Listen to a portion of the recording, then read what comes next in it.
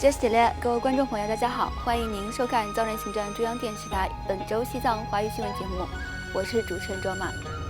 本期的主要新闻有：藏人行政中央感谢美国众议院外交事务委员会批准促进解决藏中冲突法案；司政边巴次仁结束北美之行，前往欧洲展开访问；第4届西藏环境大会在泰国曼谷举行；驻俄代表戴洛仁波切出席第5届国际宗教信仰自由联盟部长级会议；藏人行政中央驻台代表格桑坚参拜会格尔登仁波切。下面请看详细内容。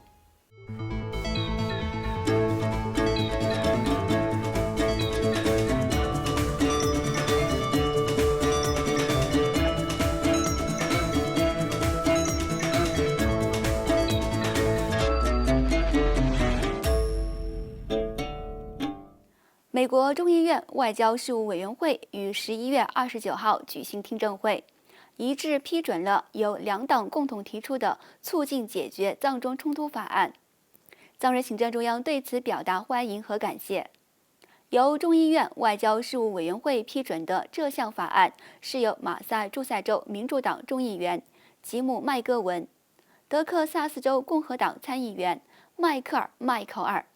以及俄勒冈州民主党参议员杰夫·默克利和共和党参议员托德扬于今年早些时候提出的众议院版立法修正案。该法案重申了美国的官方政策，即支持中华人民共和国与达赖喇嘛尊者的代表或西藏人民民选产生的领导人进行无条件的直接谈判，以解决藏中冲突。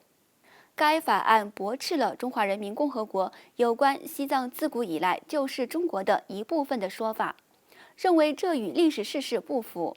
并授权国务院积极反制中国有关达赖喇嘛尊者、西藏的历史、文化和宗教机构，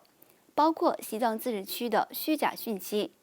藏人行政中央司政边巴次仁于今年10月16号至20号访问美国华盛顿特区，努力推进这项法案的通过，同时对第118届美国国会通过西藏法案寄予厚望。司政对此指出，这项法案将使美国能够回应其一贯的更有力、更紧迫的对话呼吁，同时让藏人在自己的国家中发声。这不仅有利于西藏人民的自由事业，也有利于全球民主、对话与和平事业。因此，我们有信息这项法案将获得国会参众两院的通过，并提交到总统办公桌上。此外，藏人行政中央司政边巴次仁在圆满结束对加拿大的访问行程后，于11月24号抵达美国明尼苏达州圣保罗国际机场，受到当地藏人团体和支持西藏人士的迎接。当天下午，司政边巴次仁出席了由明尼苏达州美国藏人基金会举办的招待会。司政边巴次仁向与会的藏人民众介绍了第16届嘎夏在过去2年半任期内的各项工作、对未来的规划、西藏事业在国际舞台上的地位、当前西藏和中国境内的局势，以及藏人行政中央的执政方针等一系列问题。11月25号，司政视察了当地周末藏语学校，并向该校师生发表演讲，赞扬该校志愿教师们的无私奉献。随后，司政参观了位于明尼苏达州的西藏寺院，并向与会的当地藏人青年发言，介绍了学习和掌握西藏历史文化、地缘政治和当前西藏局势的必要性，并回答了在场人士所提出的一系列问题。下午，司政出席了由明尼苏达州藏人民众为他举办的晚宴，并向与会民众介绍了他此次在加拿大和美国各地的行程安排，并赞扬了明尼苏达州藏人团体和远藏人士们为西藏事业所开展的一系列宣传活动。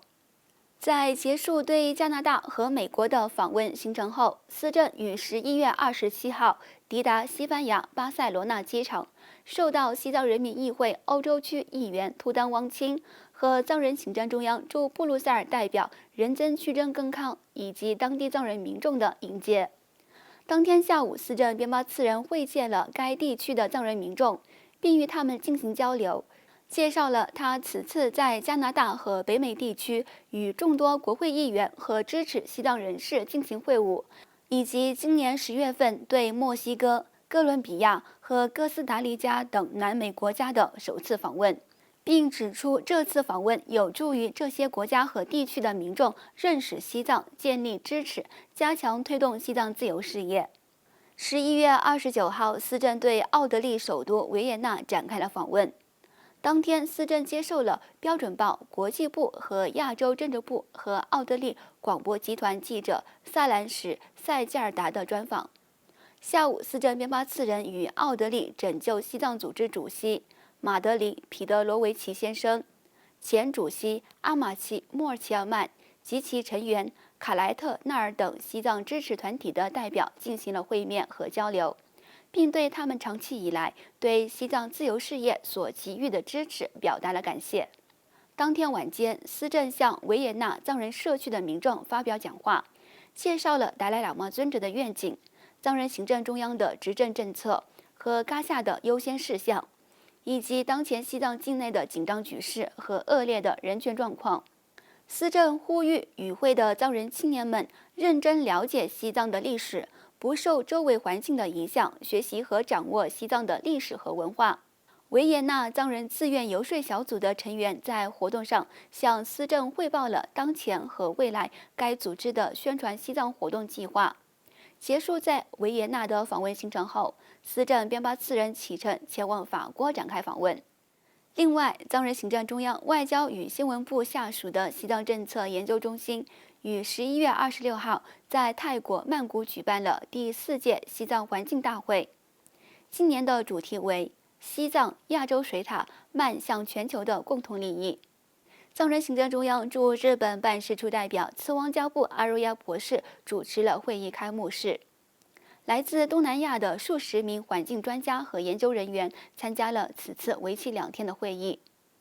此次会议也是在2023年第28届联合国气候变化大会召开之前举行，旨在提高人们对西藏生态环境和水资源问题的认识。此外，第5届国际宗教信仰自由联盟部长级会议于11月28号在捷克布拉格举行。今年会议的主题是专制政权下的宗教或信仰自由。